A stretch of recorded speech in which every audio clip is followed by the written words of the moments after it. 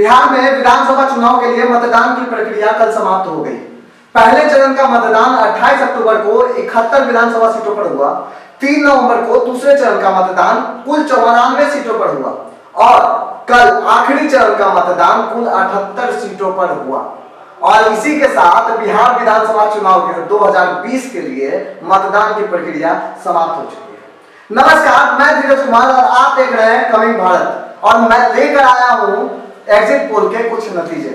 चुनाव में मुख्य दावेदारों की अगर बात की जाए तो बिहार में आरजेडी के नेतृत्व वाले महागठबंधन में कांग्रेस और वामपंथी दल मिलकर चुनावी मैदान में है और दूसरी तरफ एनडीए यानी राजग से जदयू, भाजपा, वीआईपी और हम हैं। ऐसे में आरजेडी का अधिकांश सीटों पर जदयू से मुकाबला है। बिहार के चुनाव में खुद प्रधानमंत्री भी प्रचार के लिए उतर आए थे।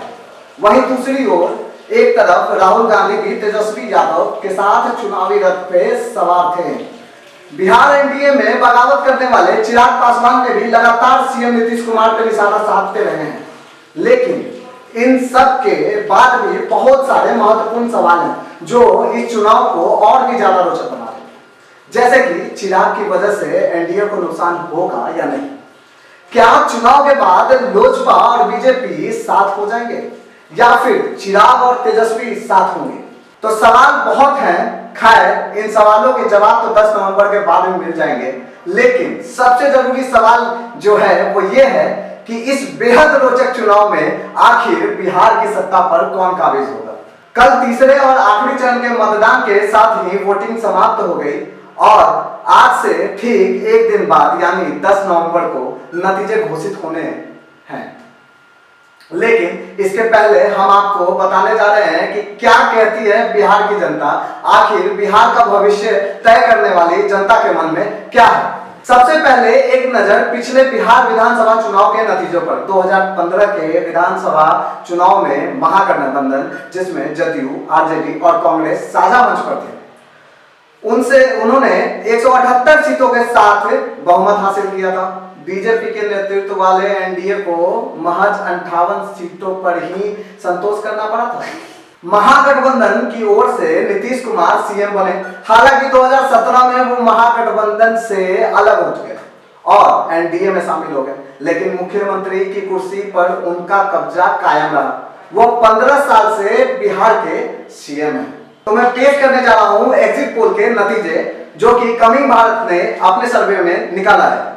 कमिंग भारत के सर्वे के मुताबिक जो नतीजे सामने आए हैं वो कुछ इस तरह हैं। एनडीए को 90 से 100 सीटें आ रही हैं, वहीं महागठबंधन को 130 से 140 सीटें प्राप्त हो रही हैं। अगर बात करें लोजपा की तो महज 2 से 5 सीटों तक सिमट जाएंगे और अन्य के खातों में 10 से 15 सीटें आ रही हैं। तो आइए हम बात करते हैं और भी अन्य चैनल्स के सर्वे के बारे में।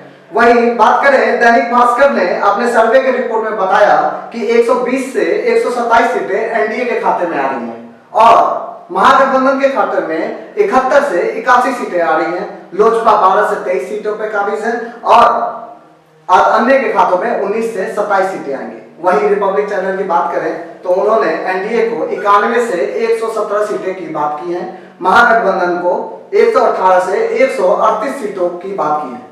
लोजपा को महज 5 से 8 सीटों पर जीत हासिल होगी और अन्य को 3 से 6 सीटें प्राप्त होंगी। और अगर बात करें इंडिया टुडे की तो उनके हिसाब से एनडीए में को 69 से 91 सीटें आने वाली हैं और महागठबंधन को 139 से 161 सीटें आ सकती हैं और लोजपा को महज 3 से 5 सीटों पर संतोष करना पड़ेगा और अदर्स के अन्य के खाते में एक भी सीटें नहीं दिखा रहे हैं। अगर बात करें एबीपी न्यूज की तो एनडीए के खाते में 104 से 128 सीटें आ रही हैं और महागठबंधन के खाते में 108 से 138 सीटें आ रही हैं। लोजपा शून्य पे है और अन्य के खाते में 4 से 8 सीटें आ सकती हैं। तो देखना बहुत दिलचस्प होगा कि 10 तारीख को किसकी सरकार आने वाली है और कौन मुख्यमंत्री का दावेदार होगा और किसकी सरकार यहाँ बनेगी।